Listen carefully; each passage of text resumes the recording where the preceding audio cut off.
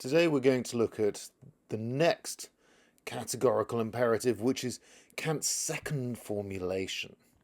So the second formulation is a little bit different to the first. This one says that essentially you need to respect people.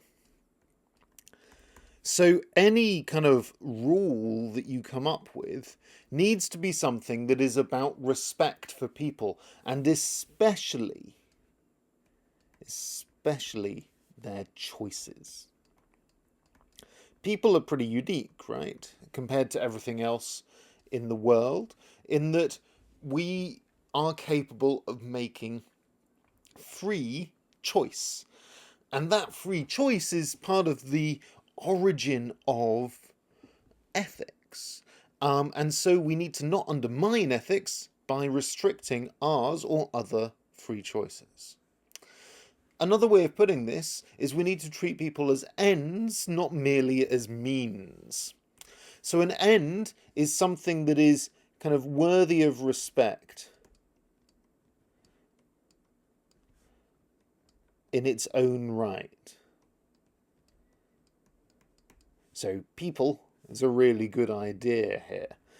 Whereas means, that's something that you use for your own purposes. So an example of something that we use purely as a means would be a chair. Like, you don't ask a chair's permission before sitting down in it, do you? It would be weird if you did. You see it purely as an instrument to your sitting down. It isn't for anything else other than a means to your own ends. Whereas other people, you would probably not sit on them. Because that would be treating them merely as a means and not as an end. Someone who may not want to be crushed. So, this is the second formulation, which is the formula of the end in itself, which is all about autonomy. So here is Kant's quote, and we're going to cover a lot about what we mean by autonomy in just a minute. Autonomy, by the way, being self-legislation, being capable of making your own choices. Here's the quote that Kant gives us. So act as to treat humanity, so that's everybody, whether in your own person or in another, so to treat yourself and others as an end and never only as an means. That's the key bit. Treat people as an end and never only as a means. Now, this is important, right? It's not saying only as an end, but always as an end, not just a means. So you can treat people as a means as long as you also respect them as an end. So, in other words, you have to always give them respect, but you can use them for your own purposes as long as you're also respecting them. And we'll cover what that means as well in a minute.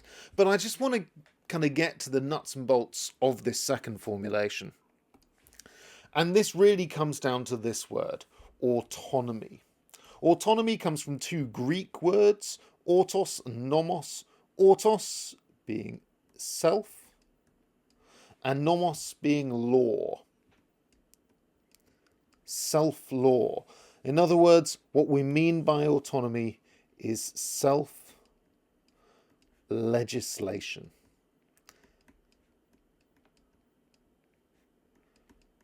We mean making your own rules for your own behaviour. And the second formulation of the categorical imperative is all about encouraging that, encouraging free choice. It is about respect for autonomy. So, if you were to do something that broke somebody else's autonomy, Kant thinks that would definitely be wrong. An example of that might be lying to somebody. If you lie to somebody, then they are acting on false pretenses, a false view of the world. So any kind of legislation they make for themselves, any rules, any maxims that they act on, will not be free. And so that isn't a genuine choice. Another way of putting this is that we must treat people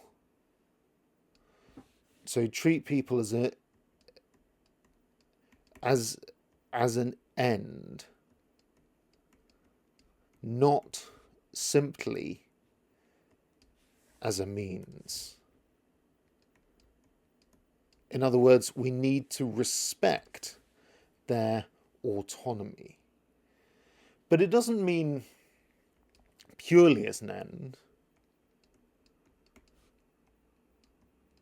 It's not merely a means. So, for instance,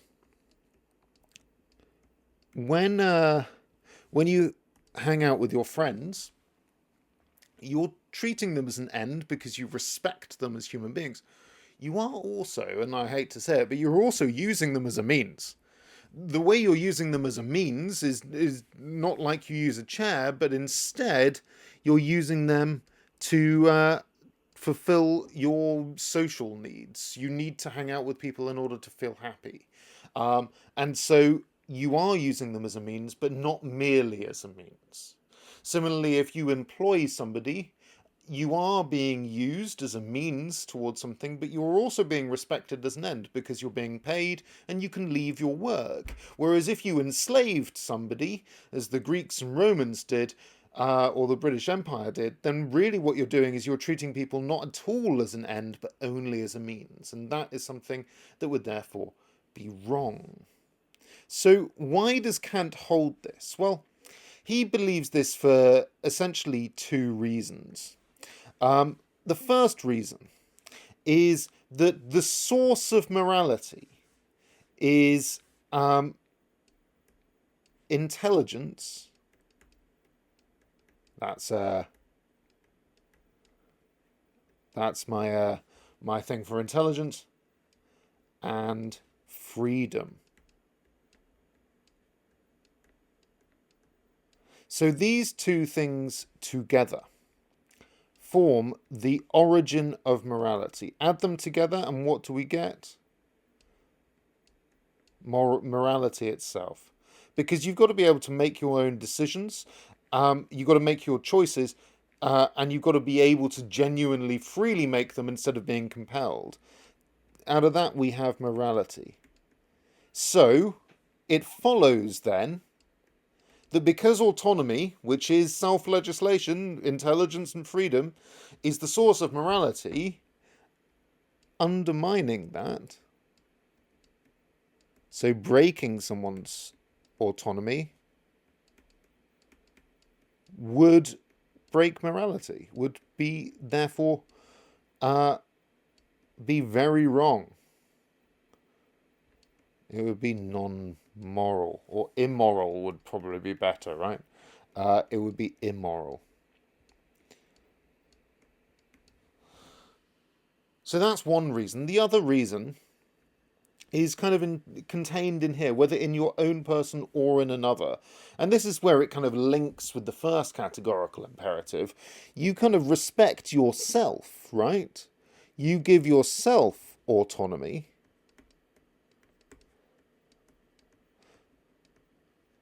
And just like with the first one, if you have a rule for yourself, the rule must apply to others too.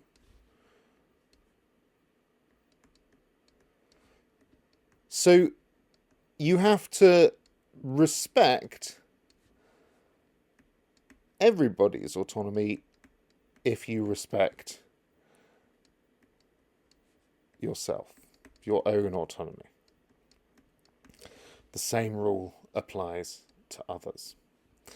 I don't know why I've just gone over that T. I've just completely messed that T up. Never mind. You can read it, right? Good. Great. So those are two reasons why Kant believes in that. Now let's have a look at an application of this idea. Let's say, for instance, that you have some sort of puzzle to solve, a maths equation that you need fixing or something. You have two kind of options. You have option one, which is some sort of very clever genius person, or a supercomputer.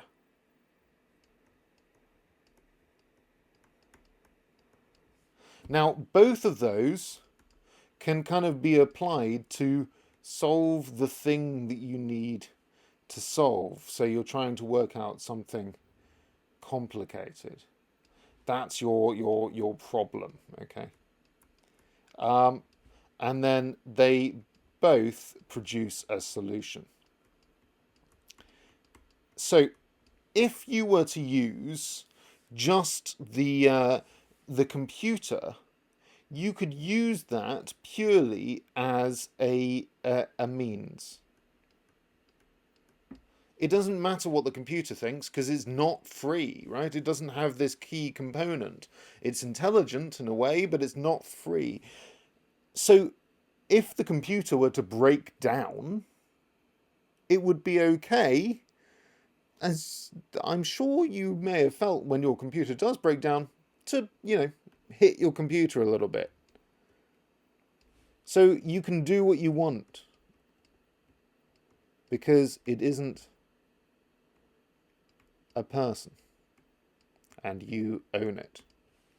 Whereas if the genius guy were to try and solve your problem and produce your solution, and he were to break down, and have a mental breakdown or have a heart attack or something, probably don't hit him, right? It's not the same as the computer.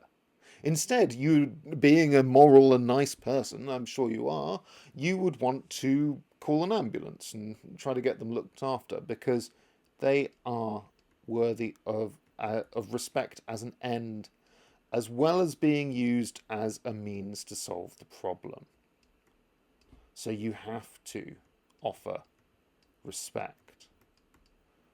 And they have to be willing to solve the problem in the first place. So Kant's second categorical imperative is this: only mistreat, if you want to mistreat things that aren't sentient, that aren't capable of thought. You have to respect the autonomy of moral agents, of human beings. And breaking that autonomy is definitely wrong.